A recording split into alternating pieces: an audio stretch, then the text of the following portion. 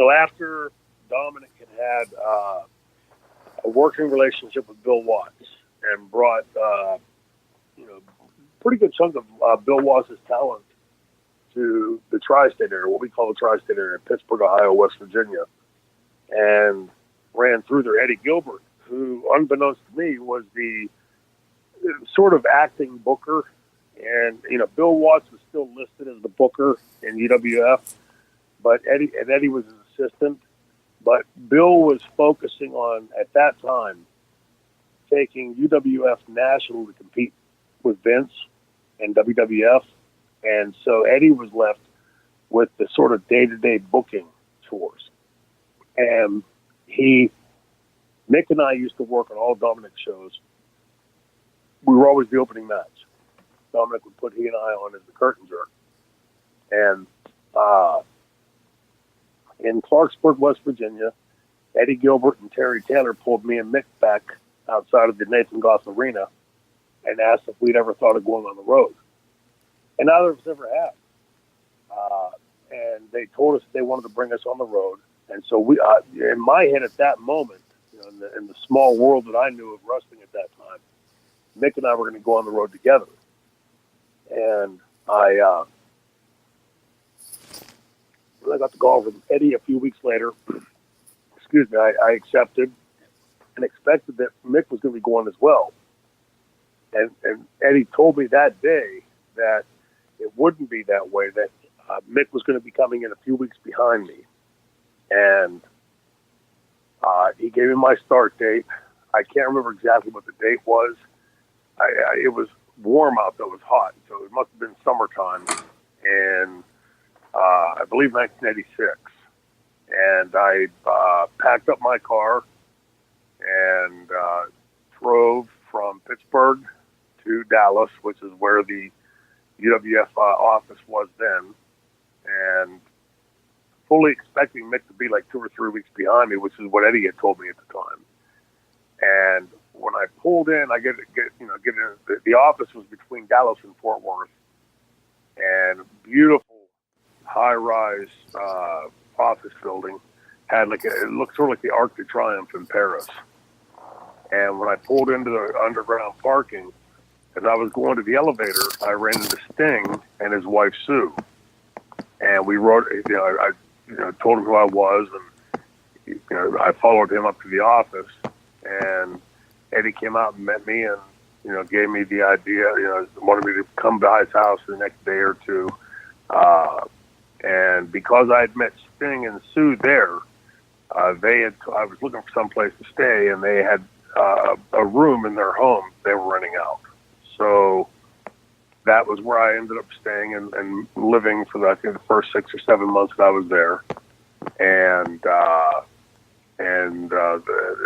a day or two later, whatever it was, went to Eddie's house, which is where we came up with the name Shane Douglas.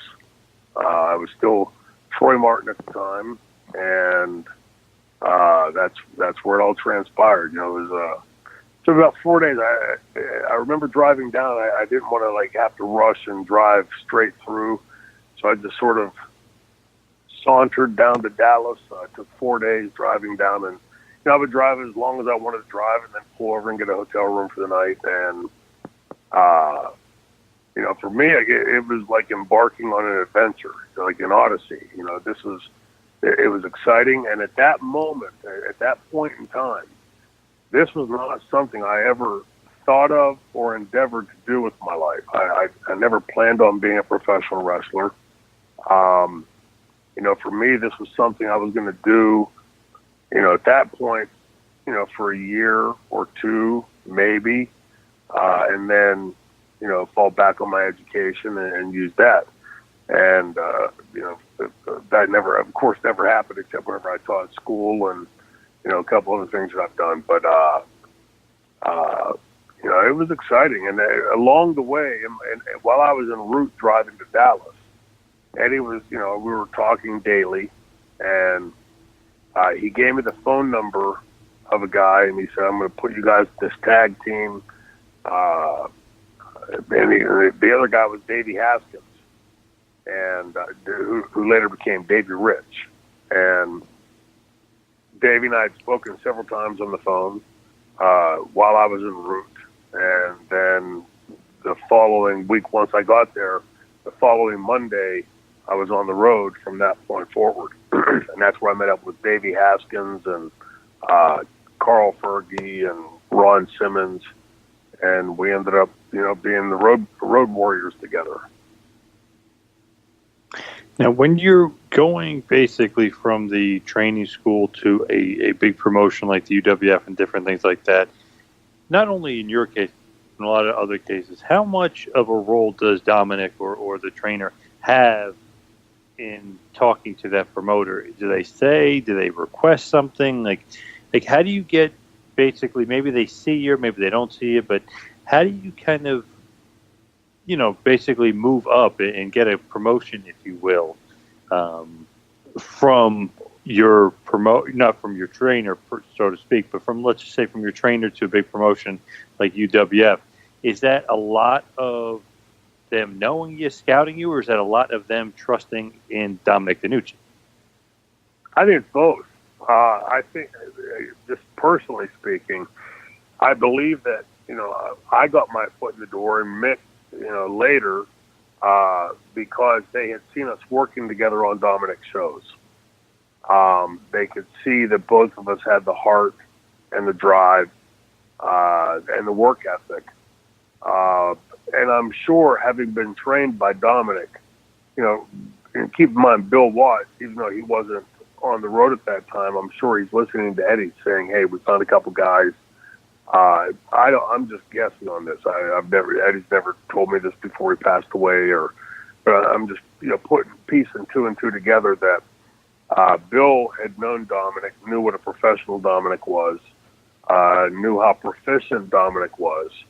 And, so if Eddie Gilbert's telling him, "Hey, we found two guys here on Dominic's shows," that, I'm sure that carried some weight than if we had been trained by Joe Blow. But I think in each case it's probably different. Again, I'm just guessing, but if like in that case, and say all things being equal, if Eddie Gilbert hadn't been there, if Eddie Gilbert hadn't seen Mick and I working, and then if Bill Watts had called Dominic and said, "Hey, I'm looking for some young kids. Do you have anybody that's ready?" That Mick and I probably would have been the two that Dominic had said, "Hey, are probably ready to go on the road." But when you're at that stage of your career, I don't think there's ever a point where it's just like, okay, today you graduated, you're ready to go on the road. Going on the road is like being thrown into the seat of the fire. You think you know what you know, and then you get on the road and you realize you don't know shit. As you're going on working 30-minute matches in front of a live audience, and you barely know how to lace your boots. So it would have been one or the other, or an amalgamation of the two. Either the trainer, in this case Dominic, saying, if Bill had called and asked, "I got these guys that are ready." In our case, it was that Eddie was on the road, and I'm sure Bill had faith in Eddie, that he would listen when he said something, that Eddie had seen Mick and I. And unfortunately for Mick, when I went in there, right after that, when Bill Watts got into financial trouble, he was trying to go too big, too fast, and competing with Vince, who at that time was years entrenched as the number one company, and was spending a boatload of money, millions of dollars, to try to take the UWF national. And when he got into that financial trouble, there was an immediate hiring freeze right behind, within like a week or two of me getting in there. There was a hiring freeze put on. And that then forced Mick to have to go another route. Mick ended up going to Memphis, and, working in through that area. And, had not that mine was an easy path, but I think Mick had a little bit tougher path, because the pays through Memphis at that time were really, really bad. Memphis was now on its dying days, and the houses were down. So where I got my foot in the door, we were working, if not full buildings, we were working pretty, 60, 70% full buildings. And, Mick was going into Memphis and through Memphis where, at that time was probably doing 20%, 25% in the buildings and working much smaller towns. So, it was probably a little bit easier path for me than it was for Mick initially. Is it a lot of, not just change, but a little bit of a shell shock, the fact that you're moving, like you said, you got to move in with Sting and his wife at the time, and you're kind of just boarding up with them in their side room, and you're doing so much more traveling, and obviously with UWF and the Mid-South, that territory was so long range, and you could probably be in the car for, a day driving from one town to another, which that's just complete shell shock for you. It was. I remember my first 4 days on the road. 4 days on the road as a wrestler. I left Dallas, Texas, and drove from Sting's house, where I lived, to Thibodaux, Louisiana, and met Davey Haskins and Carl Fergie there in Thibodaux. That first night, we drove from Thibodaux to Tulsa, I believe. It was Tulsa or Oklahoma City, either or. And then the very next night, right back down to New Orleans, which was like 60 miles down the road from Thibodaux. And then the fourth night, from New Orleans back to Tulsa or Oklahoma City, whichever was the alternate. And in 4 days, all we did was wrestled and drove, wrestled and drove, wrestled and drove. And I thought, like, if this is what wrestling is, this ain't what I thought. And I, really wasn't sure if I wanted to continue doing it, but we had so much, again, just to take a little side note here, for me being on the road, like Davey and I got along immediately. Davey's a great guy and very easy to travel with. Just a good guy, good dude. And Carl Fergie is a hilarious son of a bitch. I mean, you could be being starved, and if you're traveling with Fergie, you're having a good time because he's so damn funny. So for me, and then Ron Simmons, I don't need to say anything about Ron. Who doesn't love Ron, right? And so, the traveling part, even though it was voluminous, it was, you're on the road. You're a wrestler. This is what you wanted to do. And, never thinking you'd ever possibly do it. And now here you're getting to do it. So, yeah, it was damn hard. The travel was incredibly tough. There were times in UWF we put in 10,000 miles a week. You basically lived in the car and wrestled. That was what you did. And, it was very, very tough.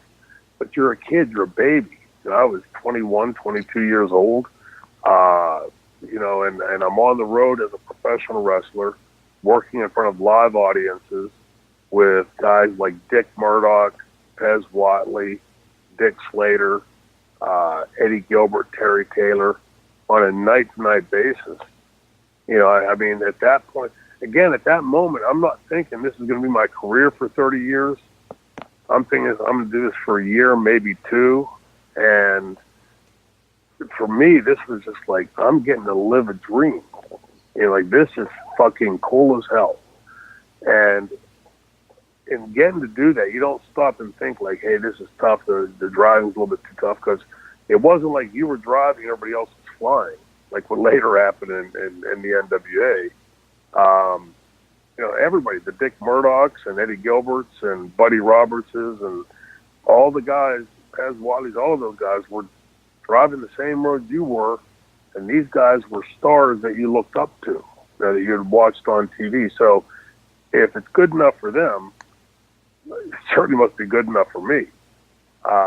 And in the process, I'm getting to work with these guys, learn from these guys, travel with these guys. Like I said earlier, this was pure magic to me.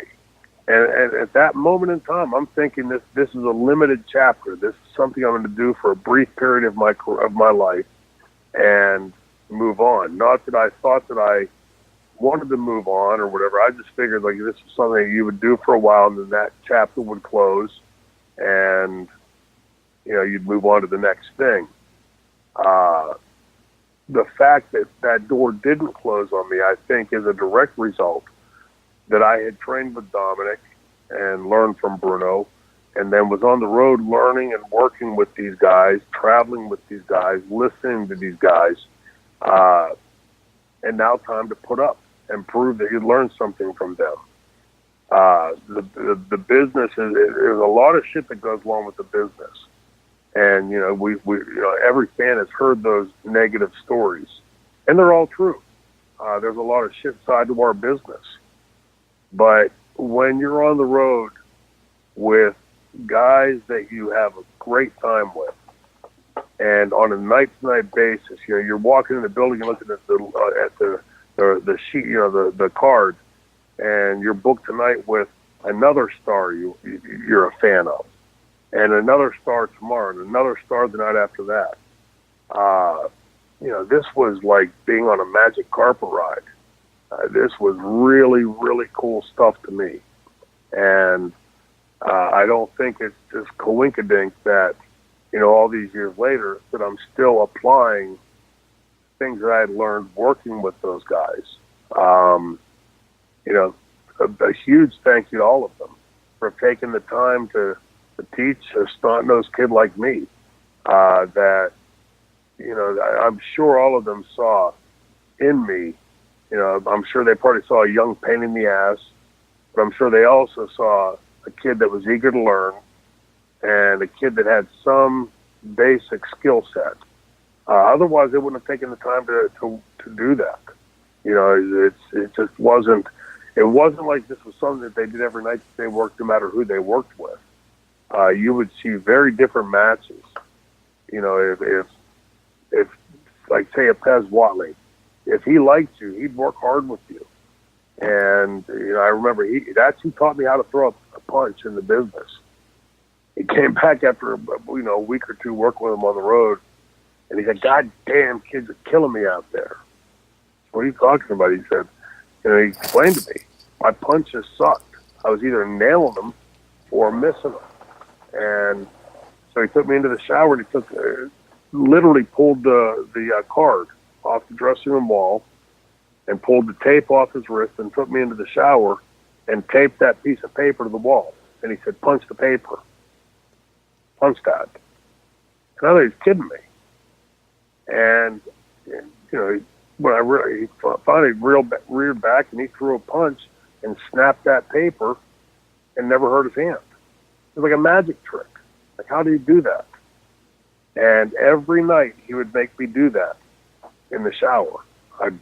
He'd take that paper off the wall, the card, and take it in there and tape it on the shower wall, and make me do that. And every night I would do it. And for the first week or two or three, I'm cracking my knuckles and bruising them and making them bleed. And I finally, after however long it was, got the feel of what he was trying to teach me. Those kind of instances, how to throw a punch, how to set up a spot, how to take a rest hold and keep it interesting to the audience, how to portray something to the audience, how to sell. These were all things, you're not born with these things. At Dominic's school, we were taught how to do the moves. So, Mick and I and all the rest of Dominic's students knew how to do a suplex. We knew how to do a body slam, a hip toss, a heel. We knew how to chain wrestle because Dominic made us chain wrestle our asses off. Those types of basic things. Anybody that's ever graduated from a wrestling school should know those things, how to do those moves. Now, what makes a Ric Flair a Ric Flair? It's not that he knows how to do the moves. He knows when to do the moves. He knows how to tell the story. I was talking to Kevin Sullivan the other day on the phone, and I reminding him, the first 5, 6, 7 years I'm in the business, the old timers keep on saying, kids, you got to learn to tell a story. You got to learn to tell a story. And it's like the Holy Grail. I mean, what the fuck do you mean, learn to tell a story? I'm not wrestling my ass off. What are you talking about, tell a story? And, suddenly the light bulb goes on after, several years of being on the road. Steve Austin and I, before I did his podcast last year, talked, and we both agreed that it took us both about 6, 7 years before we finally caught on and realized what it was they were trying to teach us. And, so that came, for me, that was a culmination of working those 340, 350 plus days a year with the Pez Watleys and the Dick Murdochs and the Buddy Robertses and the Eddie Gilberts and the Dick Slaters and there was a never-ending road. But every night was a chance to learn something new, a chance to learn and get better at your craft.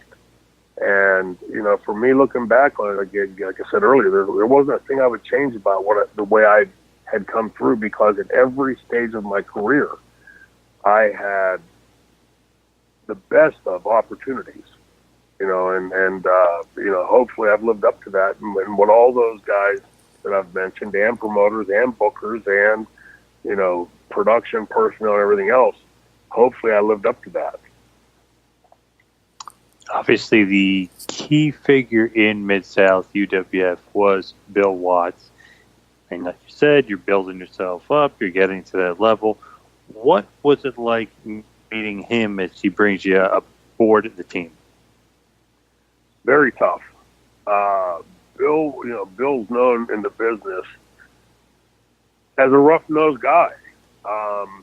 He wasn't an easy boss to work for. At the time, I hated it. Bill was a bit of a bully. His way of communication was usually yelling. Bill was always tense and on edge. And I'm sure a lot of that has to do that he's, spending a shitload of his own money to try to take UWF national.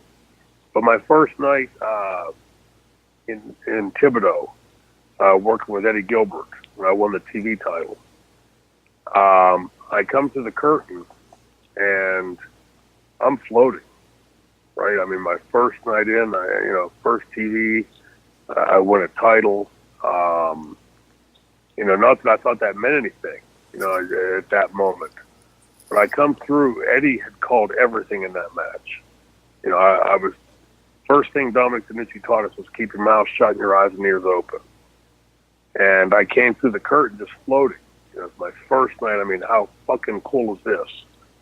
And not because I won a title, because I'm wrestling in a territory. I'm wrestling in a company, doing a TV taping. And I come to the curtain, again, not having opened my mouth, did everything Eddie Gilbert told me to do. And I come to the curtain, and when it came to the first curtain, the entrance curtain, about 15, 20 feet back, there was another curtain, like a back partition. And to the right of that, my right, was the dressing room door. And I come to that curtain, I'm taking my tape off, and I look up, and Bill Watts is standing there to the left of the door against that second partition curtain. And, Bill's not a small guy, 6'3", 6'4", at that time, I'm guessing about 320, a big boy, and, carries himself like a big old tough cowboy. And Andy's the boss, right? It's his company. And he's standing with his hands on his hips. And as I approach him to go into the dressing room, he says to me, "What the fuck was that?" And, I stopped dead in my tracks, and in my head, I'm like trying to computer go through, and compute, like, what's my response? And I quickly settled on, it's my first night. He's fucking with me. He's ribbing me. Because certainly he would know that Eddie called that match, and this is my thinking at the time, the extent of my wisdom at the time in the wrestling business. And I quickly settled in my head that he's ribbing me because it's my first night. And I cracked a grin. I was going to say nice rib.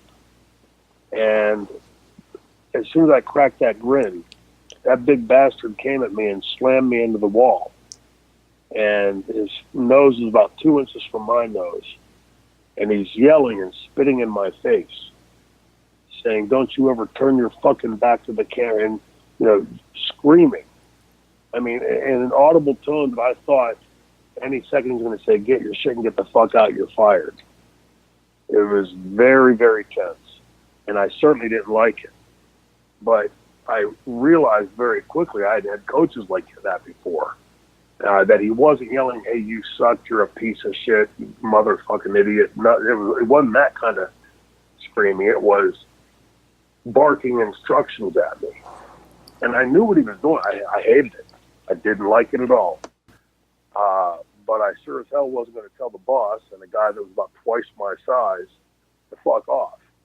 And, and I caught on very quickly. Plus you have the guys in the dressing room tell you, it's just Bill's way. He doesn't mean anything by it. He's just trying to teach you that kind of stuff. And you just you catch on with it pretty quickly. But I also caught on very quickly with Bill. The one thing he didn't do is not take his demand or his advice. If he said, "Don't turn your fucking back to the camera," if you turn your back to that fucking camera again, you're going to catch even more hell the next time. And, Bill was tough.